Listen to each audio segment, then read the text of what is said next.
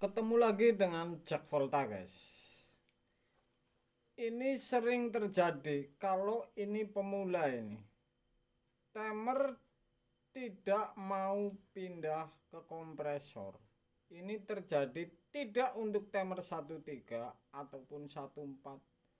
Bahkan ini bukan untuk hanya yang kecil saja, bahkan timer yang besar ini. Jadi sama. Kalau kasusnya tidak mau pindah ke kompresor ini setelah defrost ini atau heater hidup defrost nyambung, ini tidak mau pindah. Jadi ini diam, kipas diam, kompresor diam. Ini sebenarnya apa yang terjadi? Saya akan unggah ini karena ini penting, karena ini banyak yang bertanya. Saya akan kasih sebuah logika. Jadi logika ini saya gambarin supaya Anda ini masuk. Jadi saya gambarin supaya Anda ini masuk ini. Kalau dari data skema ataupun yang aslinya ini, misalkan saya gambarin, sebelah sini ini setrum yang langsung dari colokan sebelah. Setrum yang langsung dari colokan yang sebelah. Ini yang langsung ke heater. Kan lampu, heater, kipas, kompresor ini satu colokan ini yang tetap. Jadi termasuknya heater ini masuk satu, kemudian keluar filamen dan heater. Heater ini nyambung ke fuse. Kemudian fuse ini nyambung ke defrost. Di antara tengah-tengah fuse dan defrost ini ada kabel ditarik ke nomor 1 timer. Saya ulangi lagi nih. Dari colokan ini yang langsung dari colokan listrik ini, yang kabel tetap ini tidak berubah dan ini tetap, ini menyangkut kipas 1, heater 1, kemudian kompresor ini 1 dan lampu. Jadi ini dari colokan ini langsung ini satu ini kecolokan. Jadi ini istilahnya ini gabung ini dan tetap. Kemudian heater. Heater ini masuk ke filamen, kemudian ke fuse. Dari fuse ini keluar ke defrost. Oke? Antara fuse dan defrost ini di tengah-tengah ini gabung ini dan ada kabel narik ke nomor 1 di timer. Ya. Berarti nomor 1 timer ini, motor timer ini kemasukan setrum sebelah. Lewatnya berarti heater, fuse. Oke. Jadi setrum sebelah ke nomor 1 timer ini harus melewati heater dan fuse. Kenapa tidak mau pindah ke kompresor? Kalau diantara heater ini putus atau fuse ini putus, ini sudah pasti nomor 1 si timer ini berarti tidak kemasukan setrum. Sehingga motor timer ini tidak bergerak, guys. Jadi itu logikanya seperti itu. Sedangkan nomor 3 timer ini atau nomor 4 timer ini, kalau 14 ini tetap saja ada setrum standby dari colokan sebelah. Tetapi ini berarti hanya satu yang kemotoran timer. Jadi hanya satu setrum yang masuk ke motoran timer, sehingga yang satu ini putus di fuse atau di heater, ini sudah pasti ini si timer ini tidak bergerak, sehingga tidak mau pindah ke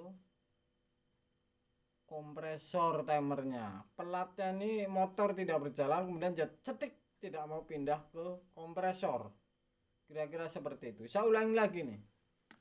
Ini termasuk penting tapi perlu. Bahasa Indramayunya ini penting. Setrum sebelah colokan setrum sebelah ini dari colokan dari awal. Ini masuk kompresor 1. Oke, kompresor 1. Ini colokan sebelah ini masuk ke kompresor, ke lampu, kemudian ke kipas dan ke heater ini. Jadi ini colokan 1 ini tetap ini nyambungnya ini. Dan ke heater termasuknya ini masuk ke filamen kawat lampu heater kaca misalkan atau tidak kaca, kemudian keluar ke fuse, nah baru ke defrost.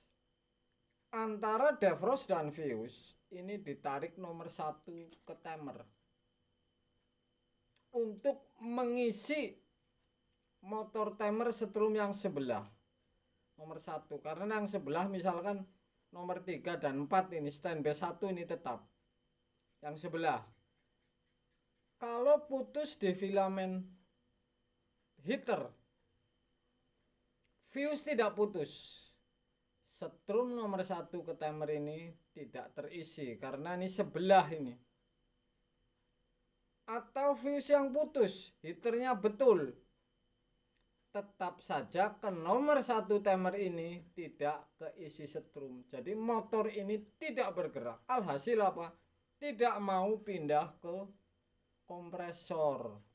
Timer ini tidak keisi setrum sebelah sehingga motor timer ini tidak bekerja. Ini berlaku 1314 besar dan kecil. Hanya ada kulkas Amerika dulu saya dikasih tahu ini yang dulu saya pernah ngikut. Ini si heater ini dari setrum sebelah ini sebelum masuk heater ini sudah ada fuse. Ini pun sama. Artinya kalau putus dari depan dulu, kalau fuse-nya dari depan dulu putus, tetap saja ini tidak bisa bekerja si timer ini karena nomor 1 ini tidak kemasukan setrum. Jadi Anda baru puter ini baru pindah. Ini namanya putaran manual. Oke guys. Logikanya seperti itu. Ini memang sosok yang paling dicari karena banyak orang yang bertanya ini. Jadi yang bertanya ini kenapa tidak mau pindah. Jadi kalau datang ini diundang kemudian kulkas ini tidak dingin, ini duit ini tidak dingin, kipas tidak hidup, kompresor tidak hidup, timer ini posisi di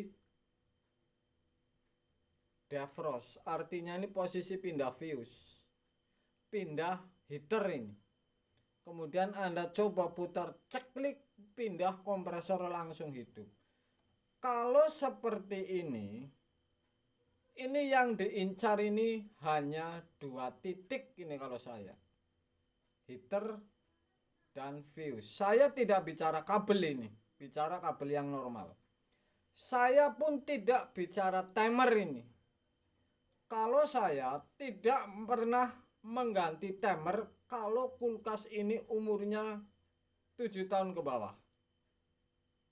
Kalau Toshiba ini saya kasih tahu, Toshiba di wilayah saya ini di atas puluhan tahun, artinya ini bisa belasan. Jadi kalau Toshiba pembekuan, ini saya meragukan, jadi saya pasti ganti timer. Saya tidak bicara timer ini banyak semut di dalamnya.